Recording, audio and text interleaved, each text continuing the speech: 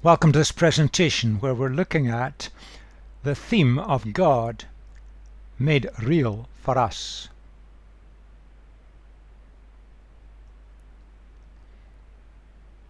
In life sometimes we appear to be looking through a mist. We can't really see the picture with clarity and certainty. Shafts of light come from time to time, making things a little clearer, but then disappearing off into the mist a little bit. But there are moments when the sunlight breaks through and the way ahead becomes clearer, and we can see all the outline of the landscape in front of us with clarity.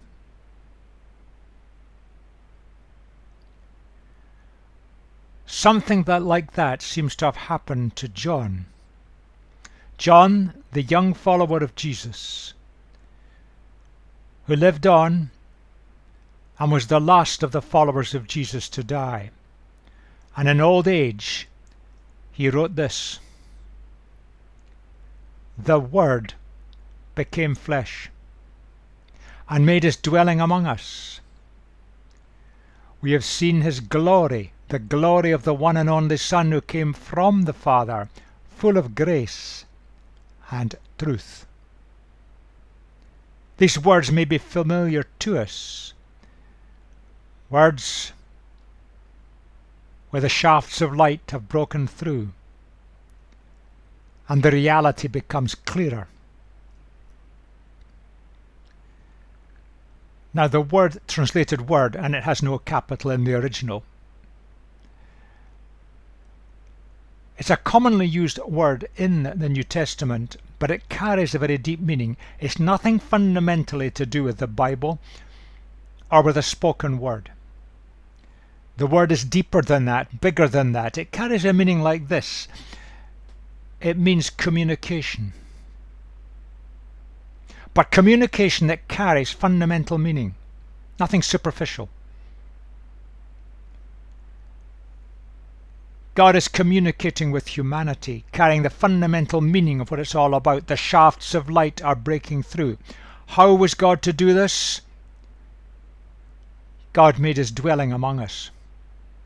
In the original it's one word. In old-fashioned language we'd say tabernacled, which doesn't mean very much. In modern language it could be translated pitched his tent. God communicated with mankind by pitching his tent among us. He became flesh, he became a human being. We could summarize it that way. God entered our humanity in the life of Jesus. The shaft of light, the understanding of what God is all about, the communication of God, kind of fundamental insight and meaning about who God is, what he does, what he wants, what he seeks, his caring for humanity. That was all made real to us in the life of Jesus. The Word became flesh and made his dwelling among us. Then we got that word glory. We tend to think about that mentally as a great flashing, blinding light, and we fall flat in our faces. That may be part of it, but it's far more than that. Glory is that which you can see, touch, feel. It's open to your senses. So what John is saying here is the nature, the quality of God. And we can get it with our senses. We can appreciate it. We can see it. We can understand it because there's a communication carrying fundamental meaning, and that is carried in the life of Jesus. God entered our humanity in the life of Jesus. And a little later on, John says that no one has ever seen God, but the one and only Son, that's Jesus, who is himself God, and is in the closest relationship with the Father. He has made him known. God entered our humanity in the life of Jesus. It's God's great communication, showing the depth of meaning. The Word became flesh. God communicated with us in depth in the life of Jesus.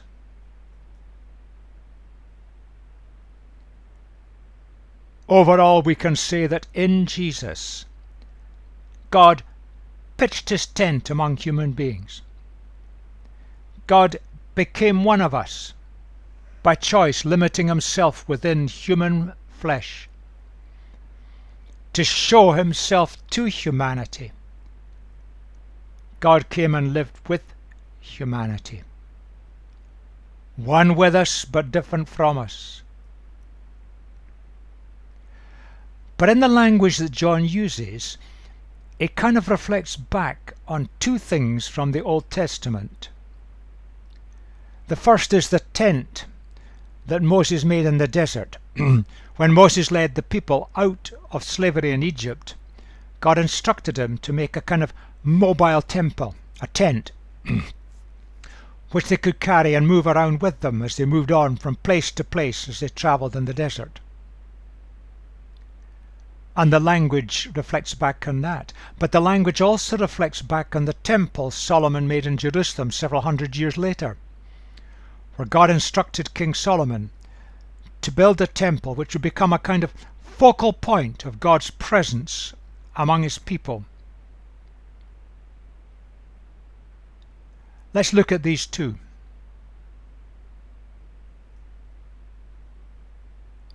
Now we can see the first in Exodus chapter 40. Here is the instruction, and the Lord said to Moses, set up the tabernacle, that's just the mobile temple, the tent of meeting, on the first day of the first month. So there's the instruction. Took a while to develop, build, get all the bits together, and craftsmen to create it. But in due time Moses set up the courtyard around the tabernacle. That's the tent which symbolized God's presence among his people. Around the tabernacle and the altar, and put up the curtain at the entrance to the courtyard. So Moses finished the work. Then the cloud covered the tent of meeting, the place that symbolized the very presence of the God of the universe among his people. And the glory of the Lord filled the tabernacle. You could see it, you could sense it, you could feel it, you were aware of it. It was open to us. Moses could not enter the tent of meeting because the cloud had settled on it, and the glory of the Lord filled the tabernacle. No one has ever seen God, John said. God's presence came down on this mobile temple, and Moses, their leader, couldn't go in. The presence was too powerful.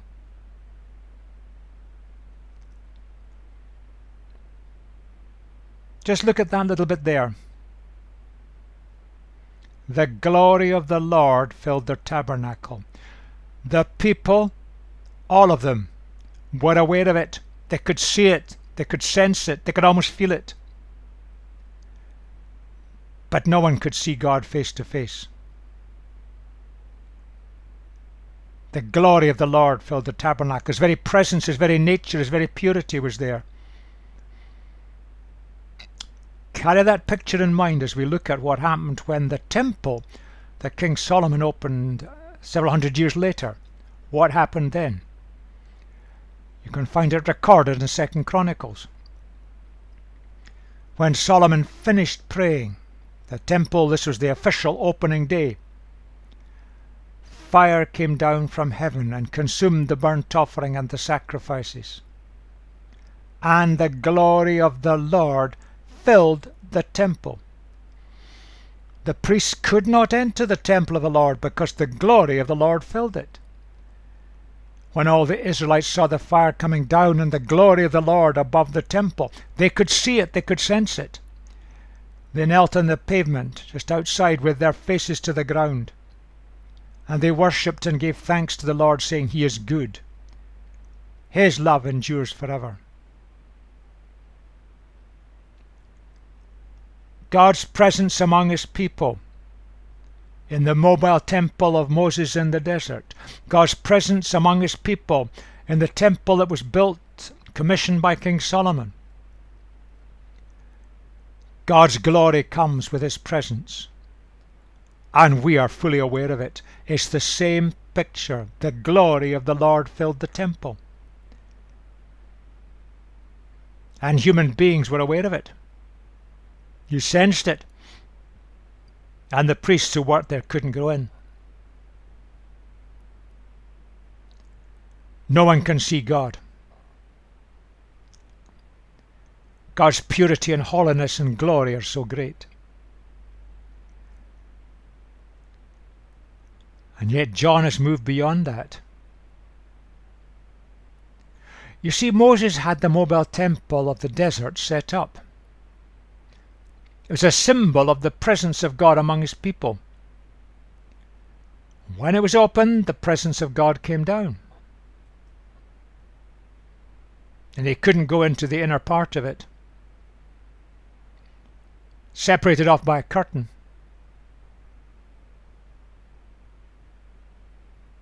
Hundreds of years later, Solomon had the temple built in Jerusalem. The day it was opened, the presence of God came down.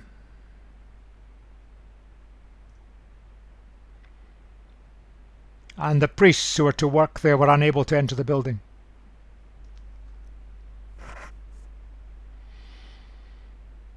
The glory of God, and we're aware of it.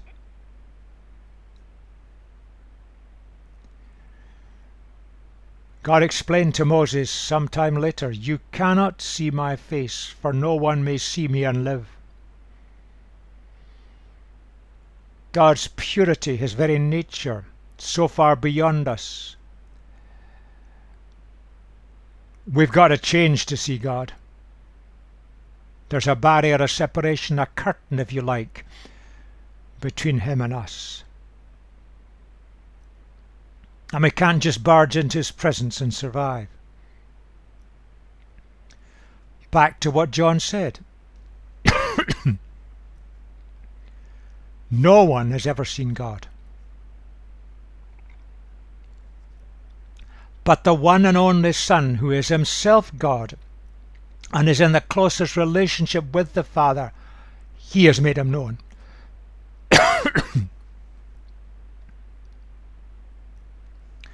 The Word became flesh, the communication of God, God's very nature. He came Himself, limited within the life and the body of a human being. What a beautiful picture. The writer to the Hebrews, with great depth, puts it this way, drawing in ideas from the Old Testament all the time. Therefore, brothers and sisters, since we have confidence to enter the most holy place by the blood of Jesus, that speaks of us having confidence to come to God, because Jesus died for us, by a new and living way opened for us through the curtain that shut off the inner presence of God from people. That is His body. Jesus sacrificed His life on the cross. And since we have a great high priest over the house of God, that's Jesus. He's opened the door. Let us draw near to God with a sincere heart and the full assurance that faith brings. Our response to God. Having our hearts sprinkled to cleanse us from a guilty conscience, and having our bodies washed with pure water, let us hold unswervingly to the hope we profess, for He who promised is faithful.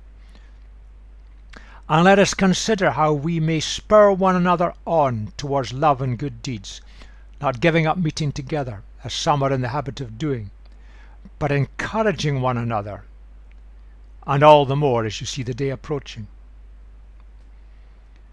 Just a few points from this. It's worth reading this again and again and letting God speak to you through it.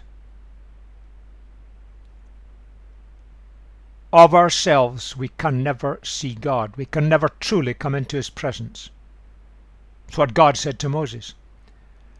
But because of Jesus, the Word became flesh. God pitched His tent among us, among our humanity, in the life of Jesus. And He gave His life on a cross for humanity. We have confidence. We can now come to God. Now it's worth pondering that. That's a staggering insight, a shaft of light. Confidence to come to God, right into the inner holy place. Jesus has broken down the barriers. Because the Word became flesh, God's communication, revealing what God was like and how God cared for us, what God wanted from us. And Jesus gave His life to break the great log jam that holds us back and to set us free.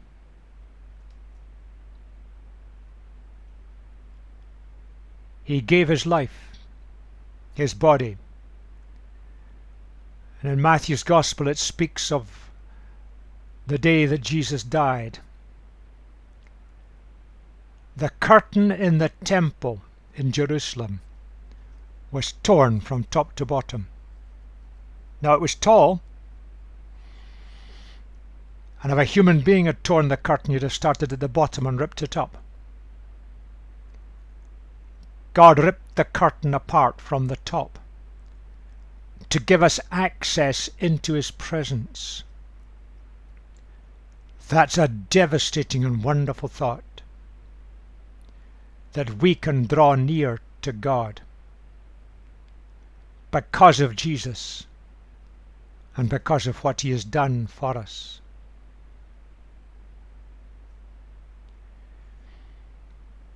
Now this has nothing to do with your heart, the organ in your flesh, in your chest that pumps the blood round the body. They had no idea of human anatomy at that time. And the word heart means the decision part of your body. In other words, it's the mind. Our mind is where things start that are wrong. And our bodies is where we do the wrong things. We decide and we go ahead and do. And Jesus died on the cross to break that rebellion in our minds, to set us free, to clean us up, to wash us, and to make us fit to enter God's presence. We don't deserve it, we don't earn it, we can't impress God. But in Jesus He did it for us. The writer to the Hebrews has captured that so beautifully here. That's why we come together, to help each other forward, so that in our lives we might live the way of Jesus. We encourage us, we support each other, we pray for each other, we spur each other on towards love and good deeds. We're all in it together, and we're there to help each other forward, to live the Jesus way. But it all starts because the Word became flesh. God entered our humanity in the life of Jesus. Paul saw it that way. The Son, Jesus, is the image of the invisible God. You can't see God. You can't come into His presence. the firstborn over all creation. For God was pleased to have all his fullness dwell in Jesus, and through him to reconcile to himself all things, whether things on earth or things in heaven, by making peace through his blood shed on the cross. Again, Paul has captured so much that's similar to the writer to the Hebrews.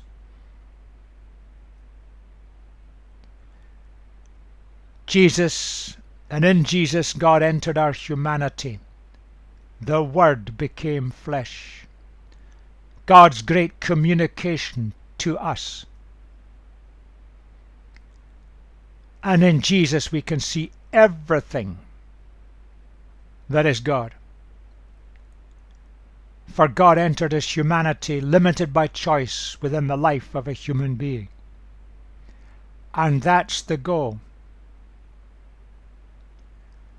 God rescuing us is just the starting point. The goal is reconciliation, a total coming together in harmony,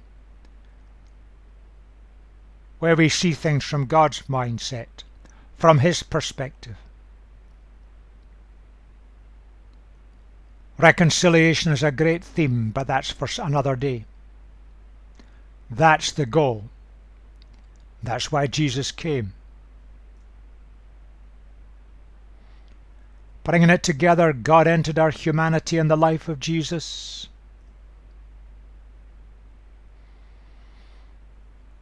No one has ever seen God but the one and only Son, who is himself God and is in the closest relationship with the Father. He has made him known. Jesus came. The Word became flesh. God's communication with full meaning and depth and insight. God communicated himself to humanity, to you and me, in the life of Jesus. And in Jesus, we see God fully. And through Jesus, we can come into God's presence. And in the life power of Jesus by the Spirit, we can grow to live like Jesus here on earth. What a magnificent picture. The shafts of light have come through the mist. The landscape is open to us. And Jesus makes God real to us. And in Jesus we see all that God is, all he does. And we can respond to him and come with confidence into his presence. May God be real to you today.